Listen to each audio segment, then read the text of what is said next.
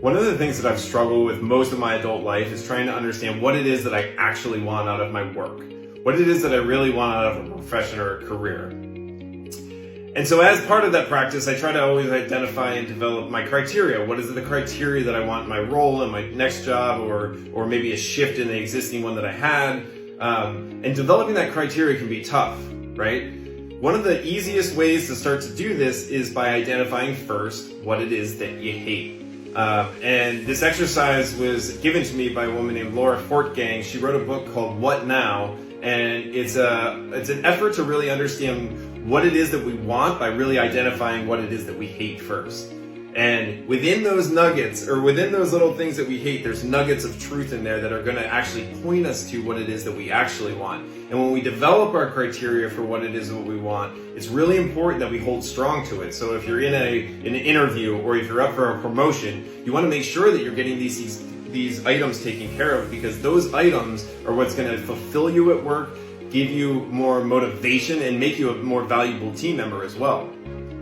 And so the exercise is really just called What Do You Hate? And on a piece of paper, you can make two columns. One on the left is the things that you hate, and the one on the right is what do I want? So first, before you start on the right column, I want you to write everything that you hate. And I'm going to give you a couple examples here in a minute. After you write those down, what you're going to look and you're going to say, okay, on number one, the thing that I hate, what it is that I actually want. And then you're going to put that over in the right-hand column. So for example, let's say that you hate your boss. I hate my boss. I can't stand working with my boss. Ask yourself what it is that you really want. Well, what you really want might be to work for somebody that you fully respect, right? Okay, so write that down. The next one could be, I hate the work politics at my job. Okay, what is it that you actually want? Well, what I want is to work for somewhere that's fair and transparent. Let's say that I don't know what's expected of me at work, and every day I walk in and I feel unprepared. Okay, put that down in the hate column. Now, what do you want out of that? Well, I want to work somewhere where there's clear communication and training for me. Okay, let's say fourth, the pay is terrible.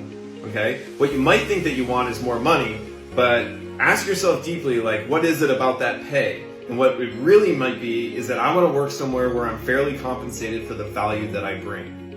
Okay, and by the end of this, you're going to have a nice little list of criteria on the right that are going to define the things that you really want. And by identifying those and actually holding strong to them and looking for them in your next opportunity, you can actually create a better work environment for yourself and be a more productive team member.